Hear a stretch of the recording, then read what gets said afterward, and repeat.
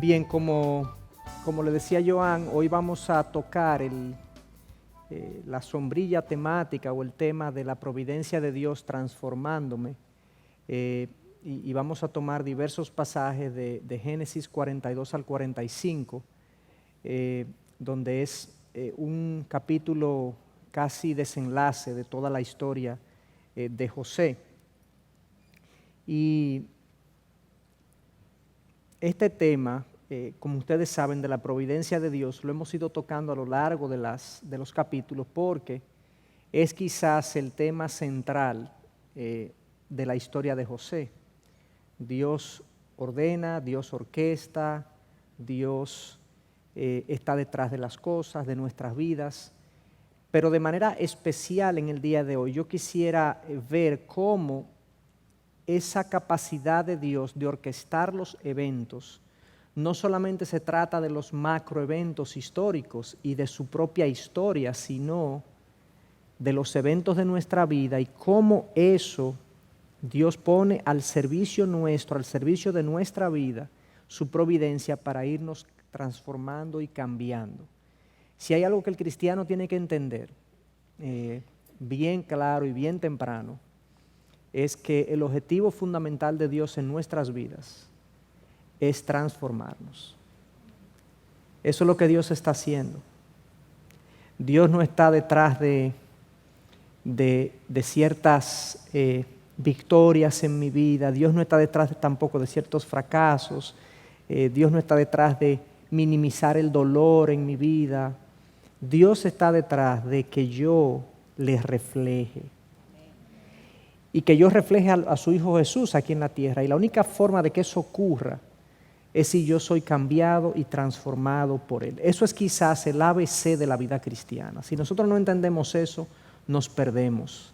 Si no entendemos que atrás de eso que Dios está, nosotros no vamos a entender mucho de su proceder en nuestra vida. Y es por eso que he traído entonces este tema de la providencia de Dios transformándome. Bueno, no solo porque me interesa tocarlo, sino porque está presente en la historia de José, y es vital que lo entendamos. A manera de introducción, el principal obstáculo para mi cambio es el orgullo. Es mi orgullo personal. Es mi resistencia al cambio, es mi testarudez, es mi puntos ciegos donde yo no quiero ver lo que tengo mal, lo que tengo que cambiar, no quiero atender lo que los otros me dicen, y el orgullo me impide cambiar. Y mientras más orgulloso yo soy, más duro Dios tendrá que actuar en mi vida para quebrantar mi orgullo y poder entonces hacer el trabajo que Él tiene que hacer. Por lo tanto, si yo quiero ayudar a Dios en su proceso de cambio, yo no tengo que hacer nada estrictamente hablando, sino someterme a su voluntad y ser humilde, y saber que tú y yo somos imperfectos, pecadores, que nosotros somos peores de lo que nosotros pensamos, que Dios es mejor de lo que nosotros nos imaginamos y que estamos en sus manos y debemos depositarnos en sus manos para que Él vaya moldeando su imagen en nosotros. Entonces, con eso de introducción, quisiera empezar con esta cita que fue con que concluimos la semana pasada, y es una forma de recordar lo que vimos anteriormente, que tenía que ver con la exaltación de José. El hecho es que, decía este autor, no importa qué tan buenas sean las condiciones en esta tierra es Egipto. Nunca habrán suficientes cadenas de oro, lino fino, alabanza, adoración o cualquier otra cosa que satisfaga el anhelo que Dios ha puesto en nosotros. Solo su presencia en la tierra prometida satisfará a su pueblo. La historia de José nos recuerda mirar a la ciudad que tiene cimientos, cuyo arquitecto y constructor es Dios. La historia de José nos recuerda eso precisamente. Entonces, comencemos el tema de hoy y hablemos un poco de este proceso de transformación que vamos a estar viendo en el día de hoy. Había llegado el momento en que Dios se proponía formar una nación se proponía usar estos hombres para fundar una nación. Los hombres son los hijos de Jacob, los 12 hijos de Jacob. Con el propósito de hacerlos aptos para su sublime destino, era necesario traerlos a un estado de buena salud del alma. Pero ¿cómo hacerlo sin lidiar con el pecado que había arrojado una oscura sombra en su historia? Los fundamentos de un carácter noble deben tocar la roca del arrepentimiento genuino. ¿A qué apunta esta cita? Hemos visto la historia de José desenvolverse, hemos visto los hermanos de José pecar gravemente contra José, hemos visto a José sufrir en Egipto, al punto que ha sido, la semana pasada vimos su exaltación, pasó por un tiempo de sufrimiento, pero terminó exaltado. Pero Dios en la historia de José no ha lidiado todavía con el corazón de los 11 hermanos de José que se quedaron en Canaán y que fueron, digamos, los verdugos de José en su venta como esclavo y en su posterior ascensión, pero en su venta como esclavo, que fue el daño que le hicieron. Estos hombres son los patriarcas del pueblo judío, son los hombres que eventualmente serán los líderes del pueblo de Dios. Y Dios no ha tratado con ellos en la historia. Dios no ha abordado, por lo menos no se nos ha dicho en el libro, la forma como Dios ha lidiado con el pecado de estos hombres. Hermanos, si hay algo que está seguro en la Biblia, es que Dios va a lidiar con nuestros pecados. Dios va a lidiar con nuestras debilidades morales, hay gente que le dice. Dios va a lidiar con nuestras caídas. Dios va a lidiar con lo feo que hay en nosotros. Él va a llegar ahí en algún momento y va a lidiar con eso. Él no nos va a dejar inconclusos, Él no nos va a dejar que nos salgamos con la nuestra en áreas de nuestra vida que todavía no hemos rendido a Él. Él va a lidiar con eso eventualmente, como lo hizo con los hermanos de José. Y lo primero que nosotros vemos es que Dios conduce a estos hombres a enfrentar su pecado. Miren lo que dice el capítulo 42, versículo 1 al 3. Dice, viendo Jacob que había alimento en Egipto, dijo a sus hijos, ¿por qué os estáis mirando? Y dijo, he aquí, he oído que hay alimento en Egipto, descended allá y comprad de allí un poco para nosotros, para que vivamos y no muramos. Entonces 10 hermanos de José descendieron para comprar grano en Egipto. ¿Qué es lo que está pasando? Ustedes recuerdan que se pronosticó una temporada de buenas cosechas de 7 años y una temporada de malas cosechas, 7 años de vacas flacas. ¿Recuerdan? Bueno, ya han pasado los 7 años de bonanza y nos encontramos en medio de la sequía y de la hambruna en el tiempo de las vacas flacas. Y en la tierra de Canaán, a unos aproximadamente 500 kilómetros de Egipto, comienza a haber escasez de alimento y la familia de Jacob comienza a enfrentar esta escasez de alimentos y ellos están en un momento dado sin hacer nada y su padre Jacob les dice, bueno, pues yo sé que en Egipto hay alimento, vayan entonces ustedes a comprar ese alimento. Aquí vemos una especie de bendición de esta hambruna, porque la hambruna es lo que produce que esta gente se mueva a Egipto y se comience a desarrollar el trato de Dios con estos hombres. Si la hambruna no se produce, Dios no lidia con esta gente. Por lo tanto, el hambre en la tierra de Canaán los conduce a lidiar con su pecado. Hay una bendición en esta hambruna. Para ellos, por lo menos, hay otras cosas que Dios está haciendo con el hambre, pero en particular para su vida, la hambruna los hizo movilizarse a donde ellos iban a lidiar con su pecado. Y hay un refrán que dice, como ustedes saben, barriga llena, corazón contento. Eso es cierto. Mucha gente alega y los que están a dieta piensan diferente, pero hoy en día se dice que menos grasa, corazón contento, algo así. Pero la realidad es que espiritualmente hay otro refrán que dice barriga llena, corazón duro. Cuando nuestra barriga está llena, cuando estamos en bonanza, cuando estamos en prosperidad, usualmente nuestro corazón está duro e insensible a las cosas de Dios. ¿Recuerdan la historia del hijo pródigo en Lucas 15? El hijo pródigo se va con dinero en el bolsillo y como tiene dinero en el bolsillo, tiene entretenimiento, tiene diversiones, tiene amigos.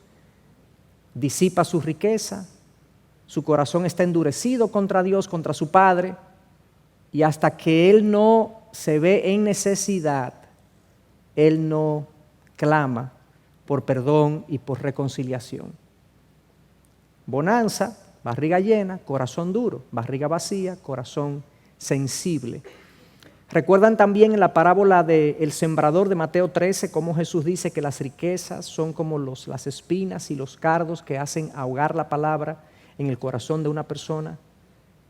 La endurecen y la persona se olvida de Dios. ¿Recuerdan también la parábola del rico insensato que hizo graneros nuevos y dice: yo tengo graneros nuevos y tengo bienes para acumular por muchos años? Y le dice a su alma: diviértete, descansa, que tienes bienes acumulados por muchos años. Y Dios le dice: necio, ¿no sabes que esta noche se te reclama el alma? La bondad económica, la bonanza económica, la comodidad y el confort nos independiza de Dios. Y tiende, porque no es en el 100% de los casos, pero tiende a producir frialdad espiritual y dureza de corazón.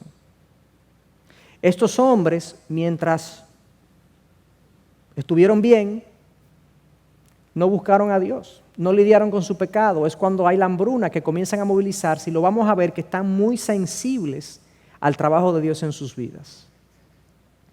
Y eso es lo que vemos. La aflicción sensibiliza el corazón y es necesaria para la transformación. Esa es la realidad. Dios usó la hambruna para conducirlos a Egipto, a José, a enfrentar su pecado. Y Dios va a usar en nuestras vidas momentos de hambruna, de dificultad, de escasez, para nosotros lidiar con cosas en nuestro corazón, con pecados en nuestro corazón, con durezas en nuestro corazón que de otra manera nosotros no lidiaríamos con ella. No es necesario. Hasta a nivel de la administración de empresas se dice que cuando la empresa es muy rentable, se puede dar el lujo de tener cosas ineficientes, productos ineficientes, porque como que ¿para qué? De la misma manera, cuando nosotros estamos en bonanza, pues nuestra alma se endurece y se enfría con Dios. Miren cómo el Salmo 119, 71 lo dice, leo desde el 66. Dice: antes que fuera afligido, yo me descarrié, mas ahora guardo tu palabra. Bueno es para mí ser afligido, para que aprenda tus estatutos. Mejor es para mí la ley de tu boca que millares de piezas de oro y de plata. Miren el versículo 66. Antes que yo fuera afligido, yo me descarrié. O sea, la aflicción me encarriló. Y eso es lo que dice el 71. Bueno es para mí ser afligido, para que aprenda tus estatutos. La aflicción sensibiliza mi corazón a los propósitos de Dios. Sensibiliza mi corazón a la voluntad de Dios. Al punto que llego a valorar, como dice el 72, que la llego a valorar: mejor es para mí la ley de tu boca que millares de piezas y de oro. La valoro tanto, la aprecio tanto una vez que soy afligido, que para mí entonces es más valiosa que lo que este mundo puede ofrecer. La aflicción tiene esa bendición detrás. Hay una bendición en la hambruna que produce sensibilidad espiritual en el corazón del ser humano. Esa es la realidad. Y aunque no estamos hablando de ese tema, porque hablamos de hecho en el ciclo pasado, hablamos mucho de los propósitos de Dios en el sufrimiento. Pero el sufrimiento es, por así decirlo, la herramienta por excelencia en las manos de Dios para trabajar en nuestros corazones. Es lo que más funciona, es lo que mejores resultados da. Cuando Dios quiere producir en un hombre y en una mujer dependencia, fe, confianza, cuando Dios quiere producir en un hombre o una mujer una mirada eterna en las cosas celestiales, lo aflige. Es que no hay otra manera. Es como que al médico internista, él quiera llegar a ser internista sin pasar por lidiar con un cadáver. Él tiene que lidiar con el cadáver para poder ser internista. Él tiene que verlo en la práctica. De la misma manera nosotros, si queremos ser hombres y mujeres confiados en Dios, con una fe afianzada, con con una mirada eterna, nosotros tendremos que ser afligidos. Entonces aquí hay una bendición en la hambruna y cómo Dios usa entonces esta situación para irlos conduciendo a donde Él quiere que ellos lleguen. Miren lo que sigue pasando entonces. Dios, aparte de que la hambruna los guía a donde José a enfrentar su pecado, entonces Dios comienza a trabajar en su corazón. Y como dato, solamente les digo, aquí han pasado unos 22 años de la última vez que ellos vieron a José. Cuando José subió al trono tenía aproximadamente 30 años, nos dice la palabra, nos dice el capítulo 39, 40. Él salió a los 17 y llegó a los 30 al trono, ahí son 13, 7 años de bonanza que habían pasado, él tenía 37, y más 2 años aproximadamente que habían pasado de hambruna, él quizás tenía 39, alrededor de 40 años cuando él ve a sus hermanos después, otra vez. O sea que habían pasado entre 22 y 23 años de la última vez que ellos se habían visto. O sea, es realmente mucho tiempo. Son gente totalmente diferente, físicamente y quizás emocional y espiritualmente. Pero, tal y como Natán fue enviado a David para confrontarlo, ellos son traídos a José para confrontarlos. Natán fue como profeta donde David y lo confrontó con su pecado, con Betsabé, con Urías y todo lo que David hizo. Y aquí en este caso también vemos a Dios llevando a estos hombres a donde José, donde Dios va a confrontarlos con su pecado. Y una vez más, esto es un patrón consistente de Dios en nuestras vidas. Dios va a lidiar con nuestro pecado, vuelvo y repito. Y nosotros tenemos que entender la vida de esa manera. Dios está haciendo en nosotros y formando en nosotros la imagen de Cristo. Hay muchas cosas en nosotros que no estaban en Cristo, que tienen que ser lidiadas y nosotros deberíamos estar agradecidos por lo que Dios está haciendo en nosotros. Y que digamos como el salmista, bueno para mí es ser afligido. Yo quisiera decir ese versículo de corazón. Quisiera llegar a la madurez espiritual de decirlo de corazón, porque yo sé que es una verdad. Yo sé que es bueno ser afligido. En último caso, la santificación es buena. Yo la aprecio, yo la valoro, pero no me gusta. No es algo que yo lo digo placenteramente. No es como cuando uno se está comiendo un buen plato. Oye, qué bueno está esto. No, uno dice qué buena la aflicción, es como cuando uno bebe una medicina que uno sabe que es un cuchillo. Uno se bebe un té que es un brebaje. No, pero yo sé que esto es bueno, esto es buenísimo. ¿Entonces me entienden? No es así que tenemos que decir, bueno, para mí es afligido, es aprender la madurez espiritual, llevarnos al punto donde digamos, bueno, para mí es ser afligido. Hay muchas cargas que se irán de nosotros cuando nosotros lo veamos de esa manera. Entonces Dios los guía a esta situación donde ellos van a enfrentar a José, que es contra quien han cometido un gran pecado en su vida. Y entonces aquí comienza a darse una dinámica que es extremadamente rica en lecciones y enseñanza para nosotros. Este encuentro con José va a requerir una reconciliación, o sea, Dios los conduce a ellos y a José a una reconciliación. Dios está reconciliando gente. Dios está reconciliando esta familia. Dios no quiere su familia irreconciliada. Dios quiere la familia reconciliada y que nosotros lidiemos con los agravios mutuos los unos con los otros.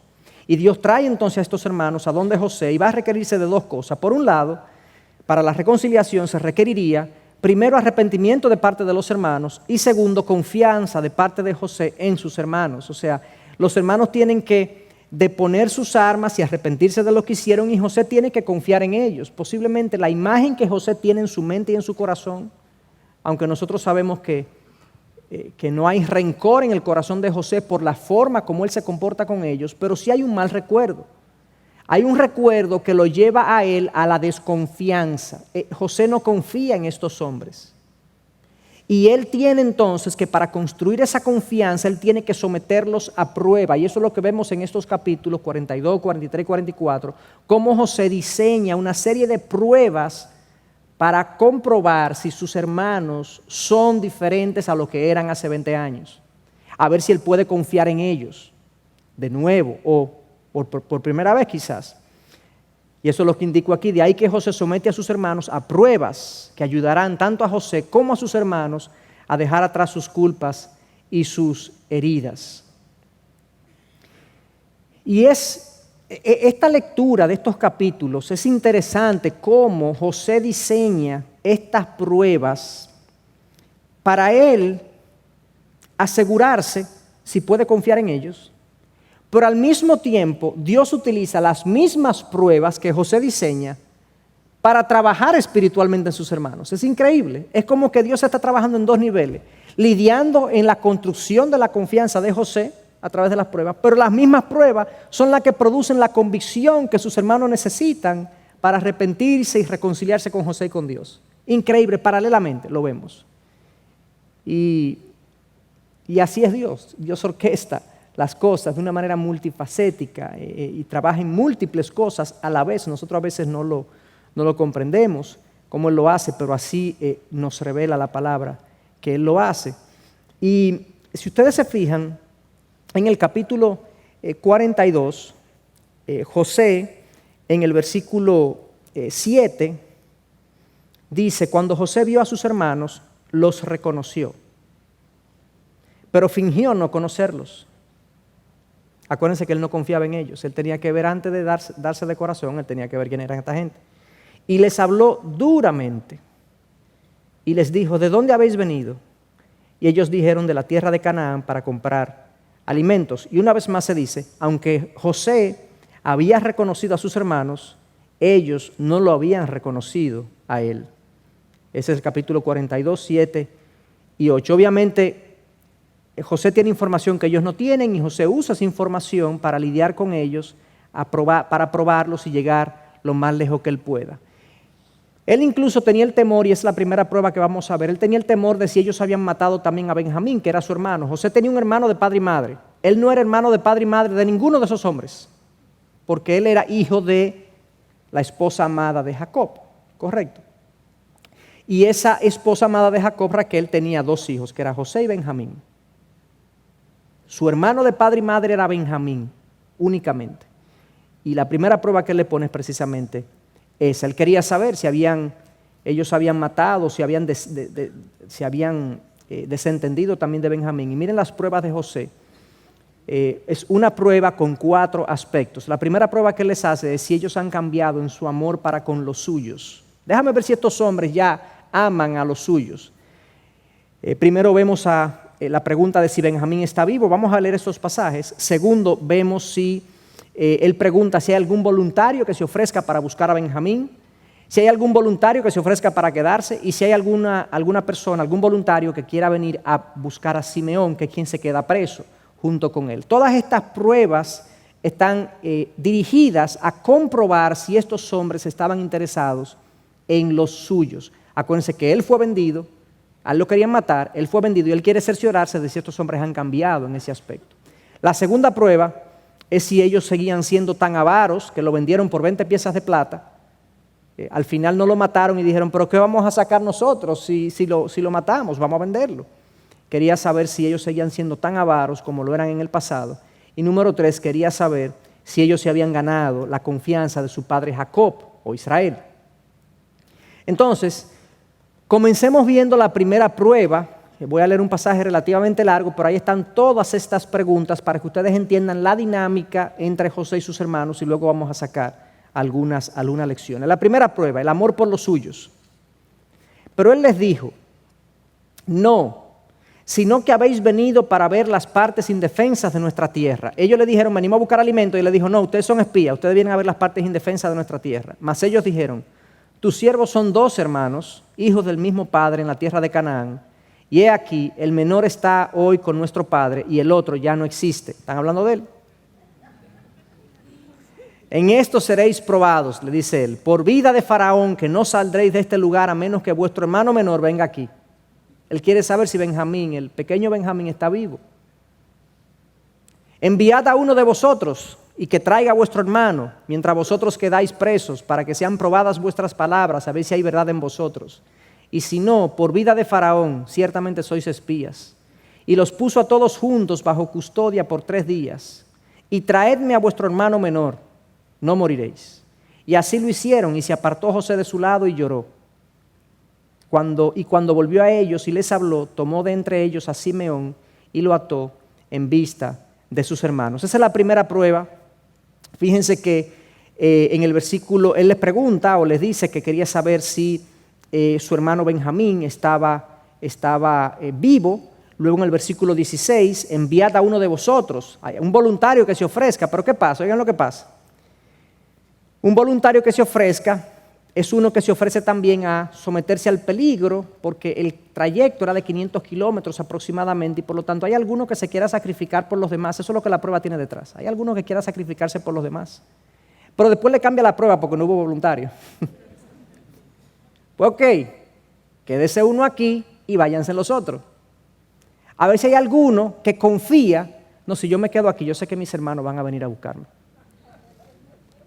Pero no hubo voluntario tampoco. Ellos no confiaban entre ellos mismos, los unos con los otros. Esta gente se quemó en todas las pruebas prácticamente. Lo único que era verdad era que Benjamín estaba vivo. Pero ciertamente, por lo menos en cómo van las pruebas, ellos se estaban quemando en las pruebas que José lo estaba sometiendo. Y eso es triste. Por lo siguiente, esta gente tenía 22 años, 23 años que no veía a José. Y ellos conocían al Dios de Abraham, de Isaac y de Jacob. José, de hecho, vivía según ese Dios, un hombre piadoso. Pero ellos tenían 22 y 23 años, aparentemente sin cambios mayores en su vida. Seguían siendo esencialmente los mismos. Y yo me pregunto, ¿no pasa también con nosotros que pasa el tiempo y nosotros estamos cojeando y lidiando con las mismas situaciones que hace años nosotros lidiábamos también? Temores, pecados, rebeldías internas, relaciones irreconciliadas, que pasa el tiempo y pasa el tiempo y pasa el tiempo y nos olvidamos de ellas, las obviamos, hacemos nuestra vida aparte de esas cosas y estamos replicando lo que este modelo de estos hermanos, que ocurrió con estos hermanos. Eso es más común de lo que nosotros nos imaginamos. En nuestras vidas, hermanos, incluyéndonos nosotros, pastores, en nuestras vidas. Ojalá en nuestras vidas no hayan gavetas morales, espirituales, cerradas, que hace tiempo que nosotros no abrimos y no organizamos. Ojalá esa no sea nuestra situación. Porque si esa es la situación, Dios lidiará con eso de una manera dura. Él es un Dios de bondad, pero Él es un Dios severo. Él es un Dios de gracia y de misericordia, que nos da soga. Pero si nosotros no hacemos los cambios por nuestros propios medios o por nuestros propios pies, Él los va a hacer por nosotros. Pasó con David, David no se arrepiente, Natán está ahí y va donde David le dice, tú has cometido esto, tú estás mal, tú.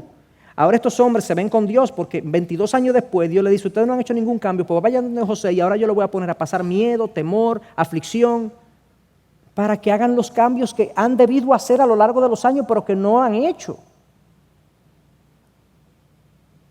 Entonces, esto es un llamado de atención para nosotros. El tiempo en el cristiano nos debería cambiar. El tiempo en el cristiano nos debería cambiar, nos debería transformar. Yo debería tener una respuesta rápida a la siguiente pregunta. ¿En qué Dios te ha cambiado en el último año? De una vez. Yo debería estar al tanto de lo que Dios está haciendo en mi vida. Yo debería estar al tanto de los cambios que yo quiero que Dios haga en mí. Si yo no puedo responder esa pregunta con rapidez, entonces, ¿dónde está tu mirada? Porque el trabajo principal de Dios en nuestras vidas es la transformación.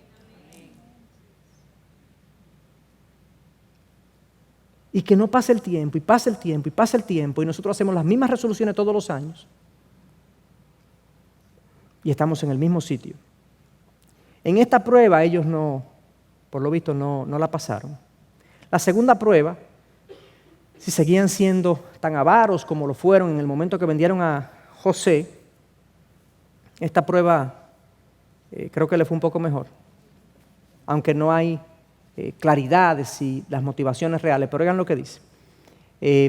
Génesis 42, José mandó que le llenaran sus vasijas de grano y que devolvieran el dinero a cada uno poniéndolo en su saco. Y cuando uno de ellos abrió su saco para dar forraje a su asno en la posada, vio que su dinero estaba en la boca de su costal. Entonces dijo a sus hermanos: me ha sido devuelto mi dinero, he aquí, y está en mi costal. Y se les sobresaltó el corazón y temblando se decían el uno al otro: ¿qué es esto que Dios nos ha hecho? Obviamente aquí la palabra temblor, ellos están atemorizados de lo que les puede pasar con los egipcios, porque ellos tenían el grano, el trigo y la cebada y demás, lo que habían tomado de Egipto, pero tenían también el dinero con que habían pagado. O sea, ellos dicen: pero ¿cómo que tenemos el dinero y el grano? Nos van a acusar de que nos hemos robado estas cosas. Ellos aparentemente están preocupados por esta deshonestidad, pero por eso les digo que no es claro su reacción a esta prueba, porque no sabemos si fue que ellos querían ser honestos o que ellos tenían miedo de que lo cogieran infraganti. No sabemos. Más adelante, quizás esto, luego que ellos descubren esto, van y se acercan al mayordomo y le dicen: entonces se acercaron al mayordomo de la casa de José y le hablaron a la entrada de la casa y dijeron: oh Señor mío, ciertamente descendimos la primera vez para comprar alimentos. Y sucedió que cuando llegamos a la posada, abrimos nuestros costales y he aquí el dinero de cada uno estaba en la boca de su costal, todo nuestro dinero. Así que lo hemos vuelto a traer a vuestra mano, en nuestra mano, lo hemos vuelto a traer en nuestra mano. Ellos le devolvieron ahí el dinero que habían recibido de más. Aparentemente, ellos aquí estaban valorando más sus vidas y su integridad, digamos, que el dinero que ellos con el cual se habían quedado. No se hicieron los chivolocos, por lo menos. No escondieron y taparon su pecado, sino que lo expusieron, se vulneraron. Y esto aparentemente es un cambio positivo, si lo interpretamos de esa manera, ¿correcto? Esa es la segunda prueba en la cual ellos se encontraron. La tercera prueba, si Dios confía en ellos, si Jacob confía en ellos, de esta manera se hizo la prueba. Y sucedió que cuando estaban vaciando sus sacos, he aquí que el atado del dinero de cada uno estaba en su saco. Y cuando ellos y su padre vieron los atados de su dinero, tuvieron temor. Lo mismo que le acabo de contar. Y su padre Jacob les dijo: me habéis privado de mis hijos. José ya no existe y Simeón ya no existe, y os queréis llevar a Benjamín. Todas estas cosas son contra mí. Entonces Rubén habló a su padre diciendo: puedes dar muerte a mis dos hijos si no te lo traigo. Ponlo bajo mi cuidado y yo te lo devolveré. Pero Jacob dijo: mi hijo no descenderá con vosotros, pues su hermano ha muerto y me queda solo él. Si algo malo le acontece en el viaje en que vais, haréis descender mis canas con dolor al Seol. Por lo visto, Jacob no confiaba en sus hijos. Porque, primero, Jacob le dice que no va a dejar a Benjamín ir con ellos. No lo va a dejar. ¿Y por qué no lo va a dejar? Porque yo no confío en ustedes. De hecho, ya hay uno que ya no está porque ustedes, él sigue culpando, o él culpa de alguna manera, él no tiene la información, pero él en el versículo 36 dice que ya José ya no existe, Simeón, que lo dejaron, ya no existe. O sea, ustedes han hecho esto y se quieren llevar a Benjamín. Todo esto es contra mí. Él tenía un complejo de víctima ahí, o sea, él se estaba victimizando. Estaba viendo las cosas como que todo lo que estaba aconteciendo era contra él. Obviamente, posiblemente Jacob está deprimido con esta situación. Están en hambre, acaba de perder un hijo, había perdido uno hace muchos años, su hijo favorito. Entonces, por lo visto, Jacob no confía en ellos. Lamentablemente Rubén hace una propuesta muy rara porque le dice: dame a Benjamín y yo, si no lo traigo, tú puedes matar a mis dos hijos, lo cual es un absurdo. Jacob ni le contesta. De hecho, Judá más adelante dice: no, yo me hago responsable y si ellos no vienen, yo pongo mi vida. O sea que el ofrecimiento de Judá es mucho más sensato que el ofrecimiento de Rubén, que era el mayor, el primogénito. Entonces, cuando vemos estas pruebas de José, todas estas pruebas de José, por un lado, las pruebas del amor. Está Benjamín vivo, sacaron una, ahí le fue bien. ¿Algún voluntario para buscar a Benjamín? No, F. Nadie quiere ofrecerse por el otro. ¿Algún voluntario para quedarse? F, no confiamos en que estos tigres van a venir por nosotros. Yo no me voy a quedar aquí solo, después me dejan aquí y se hacen los chivos locos. Es que imagínense con este trasfondo de haber venido un hermano, ¿quién confía en quién? ¿Entiende? Aquí hay un problema familiar y de desconfianza profundo. Alguien vendrá por Simeón, ahí sacaron A porque al final ellos van a donde Jacob, a Canaán, y finalmente vuelven. Yo no estoy seguro que volvieron por Simeón, porque ellos necesitaban más alimento, volvieron por el alimento, pero yo le puse A para ser condescendiente con ellos. Lo cierto es que aquí sigue habiendo un problema profundo después de 22 años en la familia. Lo cierto es que aquí hay un déficit de transformación, ha habido poco cambio en el corazón de estos hombres, a pesar de que eran el pueblo del Dios de Abraham, de Isaac y de Jacob. A pesar de todo eso, esta gente no había crecido en su piedad, en su caminar con Dios. Se había dilatado en su proceso de transformación. Y lamentablemente lo vemos 22 años después, lidiando con la desconfianza y las intrigas y el desamor y el desafecto que lo llevaron a vender a José en un primer lugar. Y es triste y lamentable ver cuando una persona que conoce a Dios se encuentra en un estado de estancamiento espiritual en su vida. ¿Qué los hizo estancarse? Yo no sé. Quizás el orgullo los hizo estancarse. El orgullo que no querían reconocer la culpa y el pecado que habían cometido y hacerse responsables por lo que habían cometido. Quizás hacerse responsables hubiese implicado decirle a su papá lo que realmente ocurrió. Acuérdense que Jacob tiene 22 años engañado. ¿Ustedes saben lo que es vivir con Jacob por 22 años y todo el mundo sabiendo lo que ha acontecido y nadie decirle nada a nadie? Yo me imagino los pleitos entre esos hermanos. Cuando uno le hacía algo, tú verás que le voy a decir a papá que lo que tú hiciste, no sé qué. ¿O no? Pero esas tensiones se iban acumulando. Yo me imagino que a ellos ni se hablaban prácticamente. Era una familia fracturada por el pecado, por la falta de cambio, por el pecado no arrepentido, no confesado, no lidiado con él. Pecados con el cual yo no he lidiado, se acumulan y entorpecen mi vida espiritual y mi relación con los demás, lamentablemente. Y esa era la realidad de esta familia, lamentablemente, víctima de su pecado y de su falta de cambio, estaban en esta condición. La segunda prueba, dijimos que le íbamos a poner una A y que iban a pasar, porque aparentemente no le dieron tanta importancia al dinero, aunque yo creo que el miedo los movió a confesar más que el deseo de ser honestos. Y por último, la confianza de Jacob definitivamente es una F. Ellos en 22 años todavía no eran gente confiable. Señores, estamos hablando de gente, Rubén el mayor tenía más de 50 años ya a esta edad. Y era gente no confiable para su padre, para su familia. Entonces Dios tiene este cuadro, nosotros lo hicimos ahora, pero Dios lo tiene y lo ve y dice, esta gente, estos hombres, que van a ser las cabezas de mis tribus de Israel, yo no puedo dejar estos hombres así. Yo tengo que lidiar con este pecado de falsedad, de orgullo, de negligencia espiritual, de mentira, de desamor, de desafecto, de falta de integridad. Yo tengo que lidiar con esta gente. Esta gente es la que va a conformar mi pueblo. Yo no los voy a dejar así. Dios se ha comprometido con nosotros a formar en nosotros la imagen de Cristo también. Y por lo tanto Dios en múltiples ocasiones nos dice, bueno, recuerdan el famoso pasaje en Filipenses de que el que comenzó en vosotros la buena obra la perfeccionará hasta el día de Cristo. Es así. Nosotros somos una obra en proceso. Nosotros somos una obra en proceso.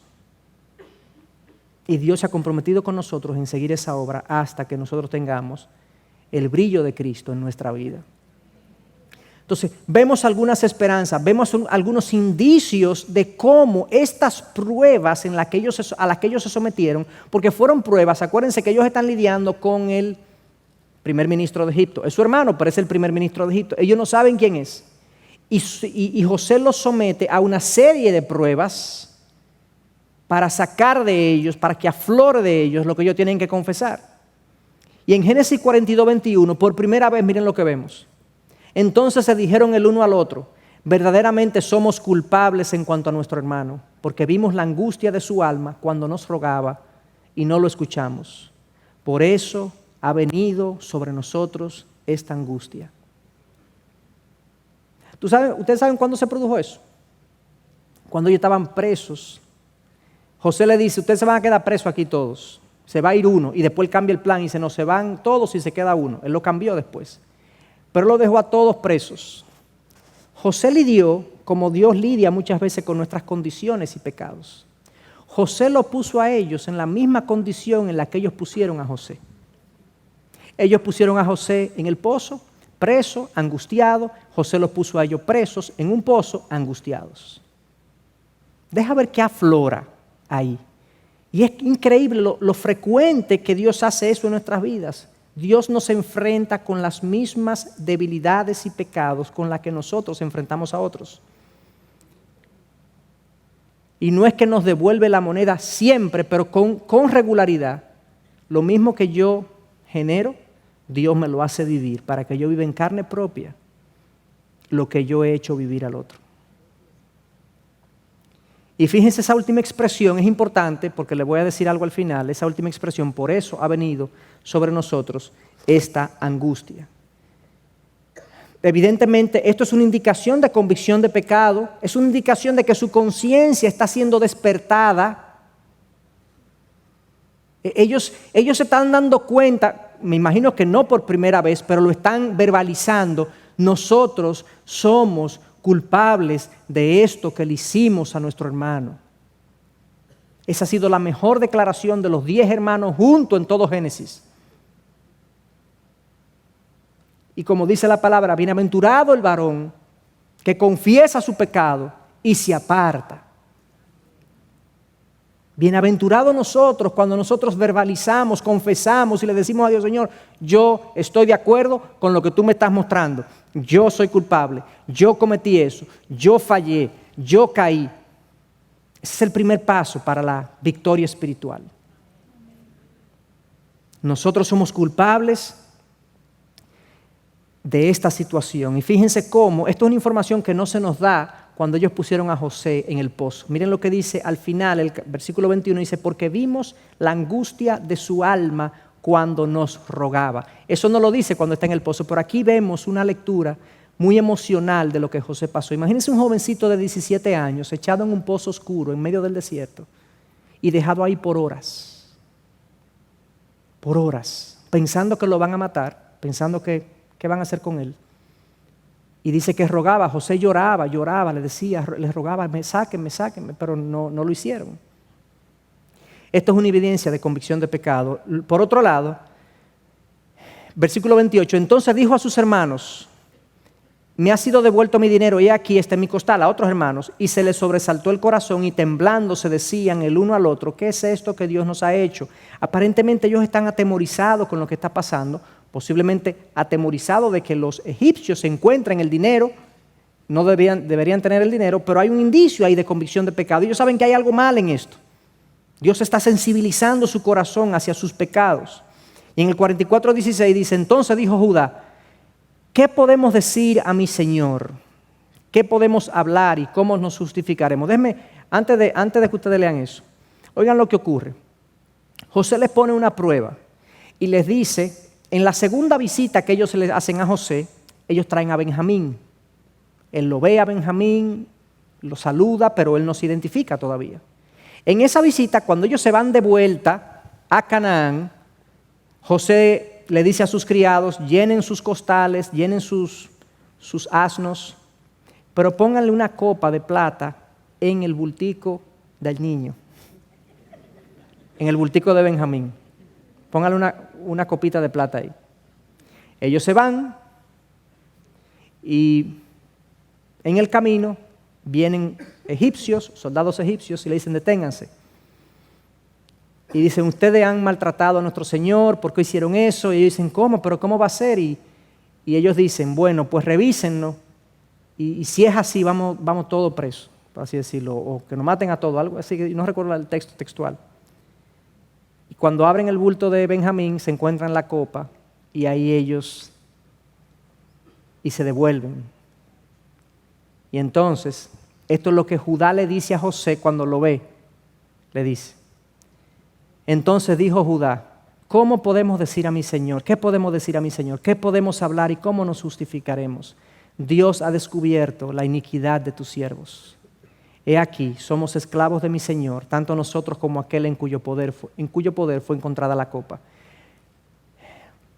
Fíjense que ellos no se defienden y no están alegando que fue Benjamín. Por primera vez vemos a este grupo siendo solidario. Ellos dicen, Benjamín la tenía, pero somos todos culpables. Y una vez más, dice, Dios ha descubierto la iniquidad de tus siervos. Y fíjense esas tres cosas que están en negritas. Arriba, por eso ha venido sobre nosotros esta angustia. ¿Qué es esto que Dios nos ha hecho? Y Dios ha descubierto la iniquidad de tus siervos. Evidentemente, estas expresiones indican que ellos están conscientes que Dios está trabajando con ellos. Ellos están viendo la providencia de Dios entrelazarse con sus vidas. En el primer versículo, ellos dicen que por cuanto nosotros hicimos eso con nuestro hermano, ahora nos está viniendo esta angustia. ¿Quién está produciendo que esa angustia venga sobre ellos? Es Dios, según su idea, su mente. ¿Qué es esto que Dios nos ha hecho? O sea, Dios nos hizo traer el dinero, el trigo, y ¿cómo Dios nos ha hecho esto? Dios nos ha metido en un lío. Ellos ven a Dios actuar en sus vidas y es una gracia, digamos, una bendición cuando yo, en medio de mis circunstancias y aún de mis dificultades, como ellos están pasando ahí, yo veo a Dios. Dios está haciendo algo aquí. Esto no es casual, esto no es accidental. Esto no es producto del infortunio. ¡Qué desgracia! ¿Cómo va a ser? Oye, ese Benjamín es loco. Nada de eso. Nada de eso. Ellos ven la providencia de Dios trabajando con sus vidas. Y se están dejando moldear y transformar por Dios trabajando en sus vidas. Entonces tenemos que abrir los ojos. Porque Dios usa las circunstancias más pequeñas de nuestra vida para hacer, formar, moldear en nosotros la imagen de Cristo. Y las cosas no son casuales, no son accidentales. Eso es una idea que nosotros tenemos que dejar atrás. Y algo de este curso yo quiero que quede claro es que en nuestra vida Dios tiene propósitos, no son casualidades, tiene propósitos. Entonces, vemos esta convicción de pecado, entonces vamos viendo una transformación. Miren cómo comienza a darse la transformación. Vamos a poner varios pasajes de un antes y un después de los hermanos de José, cómo ellos comenzaron a cambiar. Por un lado, ahora hay cuidado y devoción hacia su hermano Benjamín. Miren lo que pasó antes con José. Cuando ellos lo vieron de lejos y antes que se les acercara, tramaron contra él para matarlo. Eso fue a José. Y sucedió que cuando José llegó a sus hermanos, despojaron a José de su túnica, y lo tomaron y lo echaron en el pozo. Entonces se sentaron a comer. Oigan algo. Esa última expresión, el versículo 25, eso habla de que esta gente era muy fría y muy sanguinaria. Eran malos estos tipos. Tú sabes lo que tú coges tu hermanito de 17 años, al que tú sabes que tu papá ama con todo su corazón, cogerlo, depositarlo en un pozo. Vamos a comer algo. Vamos a comer algo. O sea, ellos no tenían ningún tipo de afecto, ningún tipo de amor por este muchacho.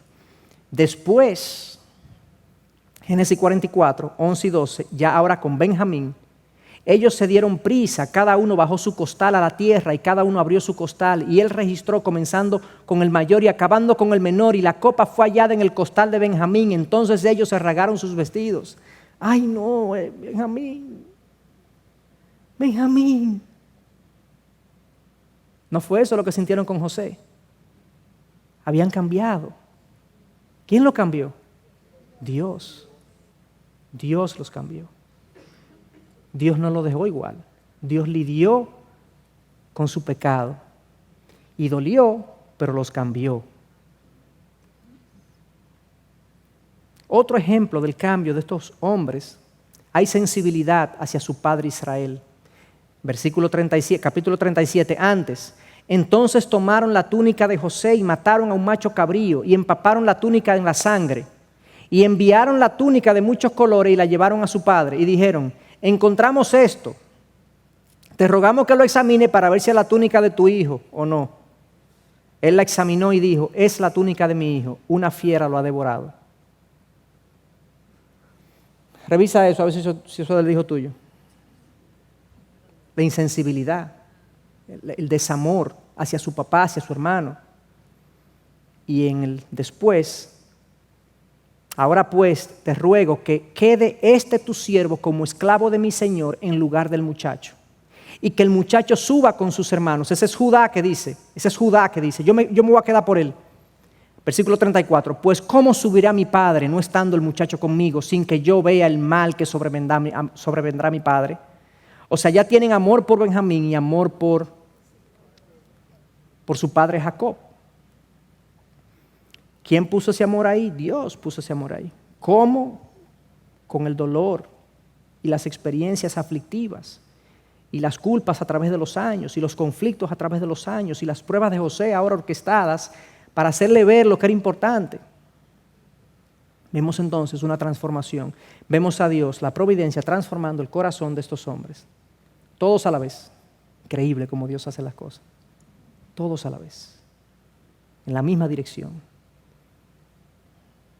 Y al mismo tiempo, paralelamente, Dios transformando a los hijos de Jacob, transformando a Jacob, trabajando en José y por encima de todo, orquestando que José salve a su pueblo porque vendrá la simiente bendita que es Cristo.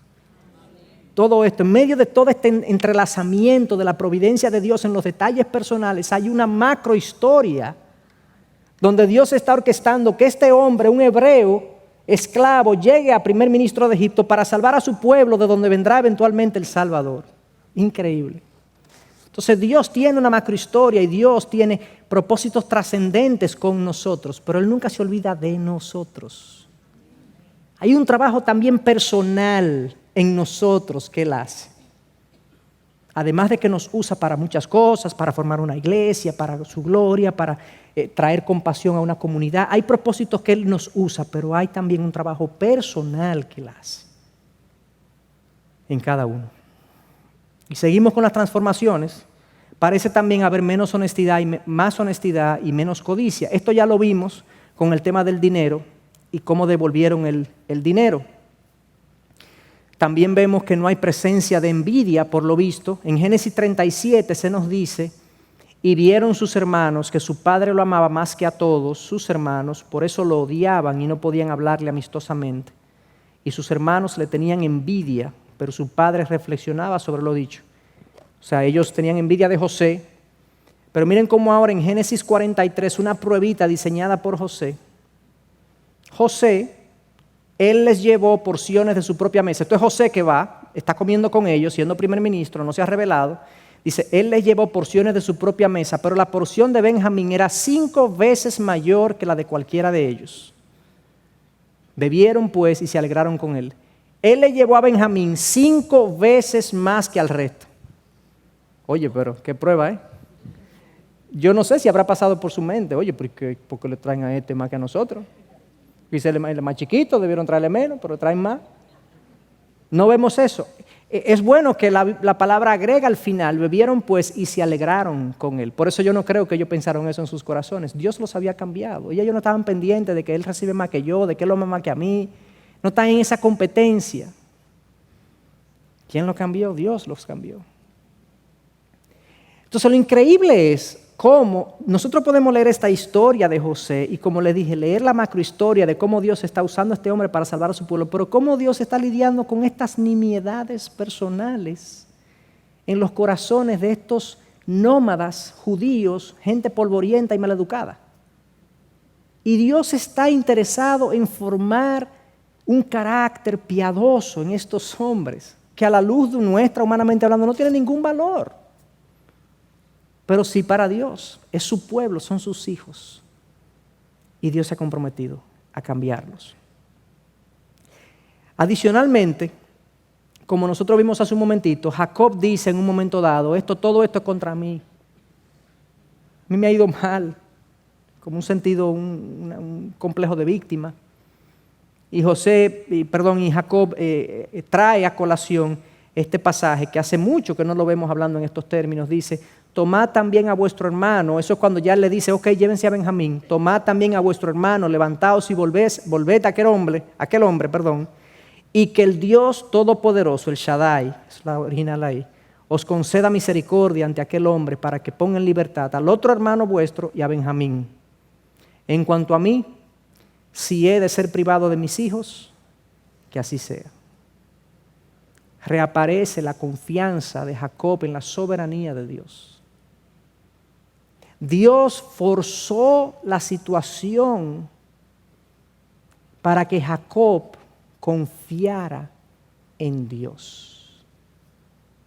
Dios llevó a Jacob a tener que soltar a sus tesoros, a su hijo Benjamín. Acuérdense que él le dice a sus hijos, nada más me queda este.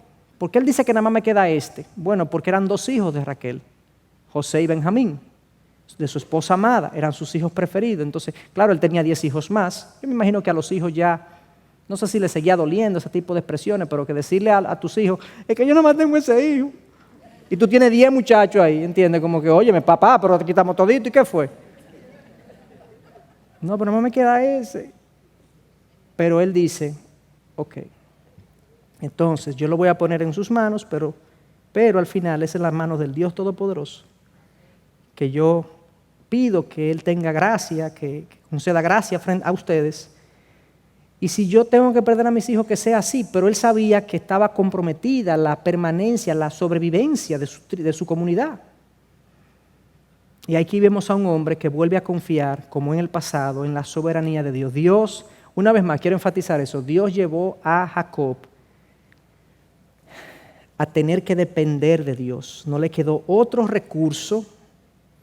Dios lo dejó sin ningún recurso para que Jacob dependiera una vez más de Dios. Que en último caso es el único que nos puede garantizar cualquier cosa, porque todo lo demás es arena, como dice la canción. Entonces, algunas lecciones aprendidas de estos capítulos. En primer lugar, su providencia se ocupa de mi transformación. O sea, la providencia de Dios no es nada más a miles de pies de altura en nuestra vida, sino que Él está también. Él es un Dios trascendente, pero inmanente. Habita cercanamente a mí. El trabajo de Dios es multidimensional, como ya yo les dije. En José, en Jacob, en sus hermanos, en la historia redentora. En todos los frentes Dios está trabajando. Increíble. Increíble. En todos los frentes. Yo creo que de ahí fue que las mujeres sacaron su capacidad para hacer muchas cosas a la vez. Dios puede hacer muchas cosas a la vez. La diferencia entre Dios, yo puedo hacer muchas cosas a la vez, pero me salen mal. La diferencia entre Dios y yo es que Él las hace todas perfectas. Al mismo tiempo, las maneja al mismo tiempo. Entonces, el trabajo de Dios es multidimensional, pero el trabajo de Dios también es específico. Cada prueba es personal, en función de aquello que Dios quiere cambiar en mí. Por eso le decía que el diseño que José hizo de cómo iba a probar a sus hermanos, yo no sé si José lo pensó, lo meditó, la diseñó, pero las pruebas, cuando uno las analiza, las circunstancias que José prepara para que sus hermanos pasen, parece un plan. Y así de personal es el plan de Dios para mi vida. Dios diseña. Dios no se tiene que sentar a pensar. Dios diseña, Dios sabe lo que yo necesito y Dios diseña lo que yo necesito para perfectamente transformarme a la imagen de Él.